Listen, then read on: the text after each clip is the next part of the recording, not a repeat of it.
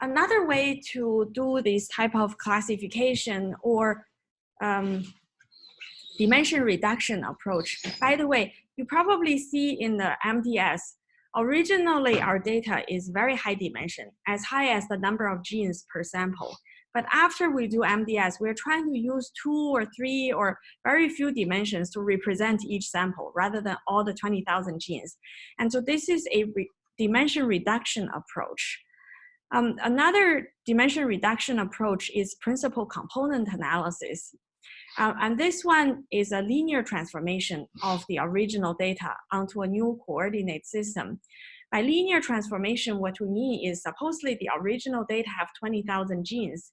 You give a gene a weight. You say, the first gene, I give it a weight. You time the expression of that gene by the weight.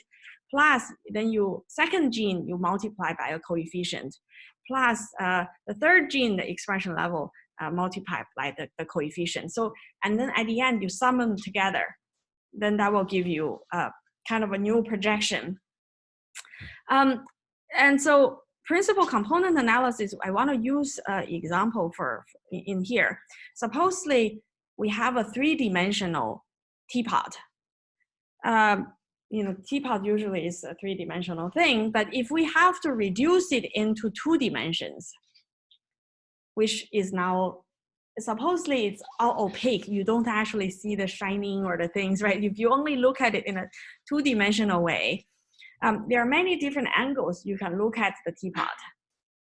And because 2 dimensions is just X and Y, let's not look at the darker gray, the shadows and stuff. Let's just look at think about this as any place there is a teapot, it's black. Without the teapot is white, right? So you can see, you can look at the teapot in many different angles. What is the most useful angle that will give you the best information that you by just looking at it, you will understand it's a teapot right away? I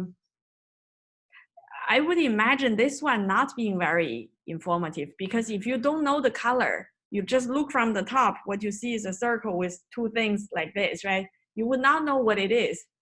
But if you, for example, look at the teapot probably in this way, even though it's 2-dimensional, yeah, you can see a lot of information you can clearly see it's a teapot.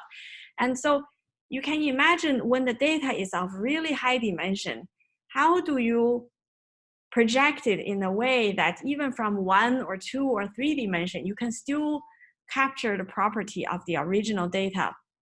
So PCA does this by trying to use every projection to capture the biggest variations in your total data. So imagine, well, maybe we start from an even simpler case. Supposedly you have this big expression matrix, and I'm asking you to pick a single gene to represent all the samples, to capture the variations as much as possible. Are you going to pick a gene that's a very big, differentially expressed among the different samples, or you're going to pick a gene that's not variable across all? In order to separate the samples. Yeah, you want to pick a gene that has a lot of variability across all the samples, right? And that one number is at least better than picking another gene. And so let's just think about a very simple case. This is one gene as the number. And then if I have to pick a second gene, I'm hoping that you will pick a second gene that is also quite variable across all the samples. In addition, that second gene, you do not want to pick to be totally correlated with the first gene. You want to pick another gene that's very variable, but quite independent from that first gene. That's kind of called orthogonal. So it gives you complementary information from that first gene. If you pick a second gene that's completely correlated, then you are wasting information. You're using another set of numbers, but totally useless from the first, right? And so you want to pick, by the time you pick the second gene, you want to be more orthogonal. That is if we can only represent one gene by its original value. In our case, it's quite different. Is we are picking all of the genes, but we give every gene a different weight. So remember, if you look at the first sample, this first sample has readout from every gene. There's a number on every gene, and you can give each gene a different weight. That weight multiplied by the gene expression level, which is like log TPM. And then you sum up all of those genes together into a weighted sum of all of those genes. That will give you a single number, and that's what you use to represent this whole sample with that single number. And the question is, how do we really assign the weight? And so PCA, well, voila, automatically assign the weight for you, which is quite nice. So for example, let's look at this situation. Supposedly we have a sample which have only 2 genes. We are trying to do dimension reduction. So each dot represents 1 sample, and the x-axis measure the expression of 1 gene, and the y-axis measure the expression of another gene. So that's kind of a 2-dimensional space, right? If that is the case, you can imagine we can project it. If we say, okay, each sample right now is represented by 2 genes, but we want to now reduce the dimensionality to have only 1 number. How do we project them? You can imagine we're trying to find a line in this 2-dimensional space. How do you project them? You want to capture as much of the variation in the data as possible. So you can imagine if you project in this way, or let's just look at it. If you project in this way, all the dots will be projected onto this line. You will get some spread of the different samples, but the spread is not very good. Whereas if you project in this way, it's actually the best way. When you project all of the samples into this line, you can see here, we're still using a single number, but you can separate the samples a lot better than the first way, right? So you can see by projecting them in different ways, you can capture different levels of the variations. So the PCA, good thing is, again, we're not gonna go through all the math. It can automatically, it's through a process called the singular value decomposition. And there are standard packages you just call, you say, this is my original data. If I do singular value decomposition, it's gonna decompose this into 3 different matrices. So X is my original data. U is the relative projection of all the samples onto each dimension.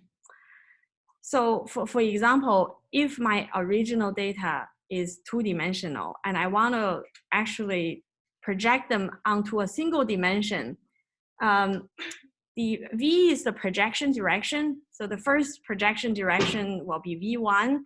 The second dimension will be V2.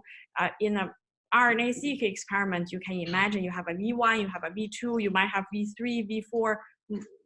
Each dimension is, you project them in a orthogonal way.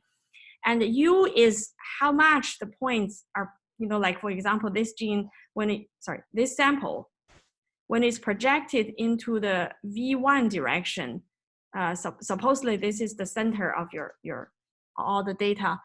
V1 will have a projection of this much, right? Because it's pretty far from the center. The second sample, when it's projected onto the V1, will have slightly less value, whereas this sample, when it's projected on the V1, will have even lower value, and so on. So U is the projection direction, and the V is the projection direction, and U is the actual level of projection onto that direction. Okay, so V1 is a unit vector. It's the direction for the first projection. V2 is the second projection. And V1 is the eigenvector with the largest eigenvalue, which means that with singular value decomposition, the first dimension you try to project will automatically capture the biggest variations in all of your data. And that basically translates into a weight that you assign to each gene. That's why it's a linear combination, or the relative weight that you assign to each gene to project the original each gene into this new space. And so you basically convert all 20,000 numbers for this first sample into a single number now. And that single number will capture the best variation of all of the expression variation in all of your data. Okay, so that's the first dimension, and then there's a V2, which is the second dimension. And remember, we want the second dimension to be orthogonal to the first one, meaning that they don't capture the same variations. You want to have independent information from the second dimension, from the second projection. Okay, so another useful thing is we mentioned here that U is the relative projection of the points onto that onto the projection direction. D is the scaling factor. So remember, there's a U, D, V. So V is the projection direction. U is the relative projection of each point onto this V direction. And D is a scaling factor. It's a diagonal matrix consisting of singular values, which is the square root of the eigenvalues of this matrix.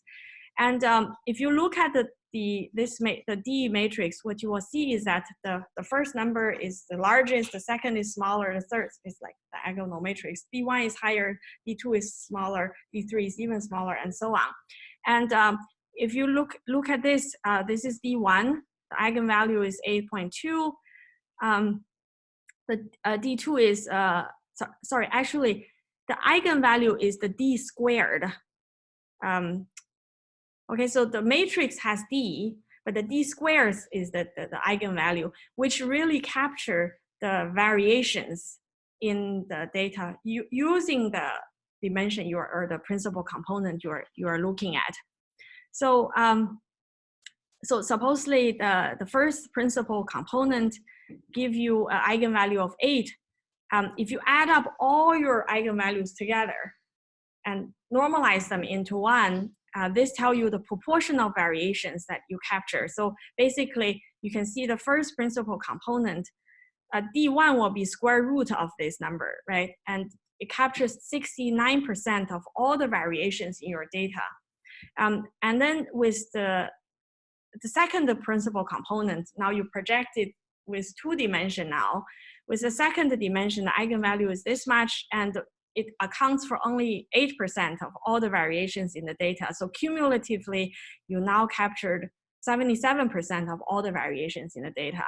And the third is kind of a diminishing return. With every additional projection direction, you can capture a little bit more variations in the total data. But usually the first few principal components are the most useful one. And you can decide, for example, how many principal components to use. Sometimes people say, we want to use as many principal components as needed to capture 80% of the variations. And in this case, you can see I only need maybe 3 principal components. I already captured 83% of all the variations in the data. So imagine originally your sample has, let's just say, 20,000 numbers on 20,000 genes, and now, oh, I only need to use 3 numbers. You can already see the samples apart, right? That's how you can now project them. Yeah, so so basically, U1, remember, that's the relative projection, and the D is that scaling factor. U1, D1 is the actual distance of each sample that's projected along that projection direction from the origin, right? And that's called first principal component. Yeah, so you basically project the expression value of your original sample projected on V1, you will get this U1, D1, which capture the largest variance of the original matrix. And V2 is the second projection direction, which is orthogonal to your first principal component. And this capture the second largest variation of your total data, okay? So you can use the PCA for classification. So supposedly here we have you can see this is RNA profiling of many samples. And after you calculate the log TPM of each sample, you can put this into the PCA.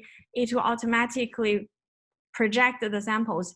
Usually people draw the first principal components on X, and the second principal component will be on Y. And occasionally you can also have a third dimension, which will be kind of a cube space. But you can see here, with 2 principal components, you can already separate out in this case, the blue are the benign, which is normal tissue, and the yellow are the malignant or cancer samples. And it has a pretty reasonable separation already. And therefore, if you have an unknown sample that you project in the same way and it gets projected into here, you'll probably call it as cancer. Whereas if you have another sample around here, you project it, you will probably call it as normal, right? Yes, question. So the numbers refer to portion of the variance that it captures? Which number? The 44 and 19. Yes, yes, that's right. Yes. So why do some people use PC2, PC3 instead?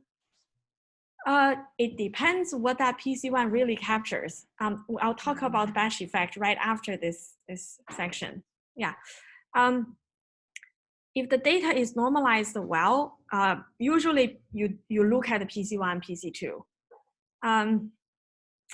And they will give you, usually because PC2 has less variation, it will be a rectangular figure because the first dimension will have better spread of the samples, and the second dimension will be smaller, and the third dimension will be even smaller. It's not really a cube, it's like a, yeah, it's, and so on. And so, if say the first two principal component doesn't give you a good separation of the samples, and then maybe you have to go to third or maybe fourth, and you can see in a high dimensional way, you get better and better separation of the samples, right? And then you can use it to project your unknown samples into this high dimension or lower dimensional space and then see where they lie. So that's principal component. Yeah, so some interesting things about interpretation of these principal components. If we look at, so for example, the first principal component, you can already see basically, this is gene 1. Maybe I shouldn't use this annotation. So you can see gene 1 is weighted by this much. Gene 2 is weighted by this much. And gene 3 is weighted by another thing. And by the way, this coefficient is negative, which can happen. And for gene 4, you weight it. So basically, every gene is given a weight. And at the end, you sum up all the weight to give it a single number. And that's the number now you use to represent the first principal component of the first sample, right? And actually from here, you can already see based on the coefficient that the first gene and the third gene, they have more weight into the principal component. That means that these genes are potentially more important. And if you take all of the genes with higher principal component, maybe they can already tell you something about how the samples are spreading between all the samples. So you can see here, principal component analysis and multidimensional scaling, they are both very good dimension reduction approach, trying to reduce your expression matrix from tens of thousands of genes into maybe only 2 to 3 genes, 2 to 3 dimensions to represent each sample. And you can also consider them as potentially clustering approach. It kind of help you visualize how the samples are clustered. But they try to optimize for different things. So PCA try to minimize the dimensions by preserving the covariance of the data to just capture as much of the variations of the data as possible. Whereas MDS, it also minimizes the dimension, but this is by trying to preserve the pairwise distance of the data point. It does not care how you calculate that distance. That's why it's not guaranteed to be a linear projection. You can calculate the pairwise distance in any way you want. As long as you provide that distance matrix, it can give you a lower dimension visualization. So principal component analysis is only powerful if the biological question is related to the highest variance in the data set. So for example, the student previously asked, I'm trying to, how come sometimes we see people draw principal component 2 and 3 and not draw principal component 1? For example, if you have a cancer normal case, you draw the samples based on the first principal component. Maybe they have no separation between cancer and normal. But then if you look at the principal component 2, oh, you can see the normal cancer separating better. And the principal component 3, you see a better separation between cancer and normal. That's then what you can use to do the sample classification. But you wonder then what is that first principle component really giving you? This is related to the next part of the lecture.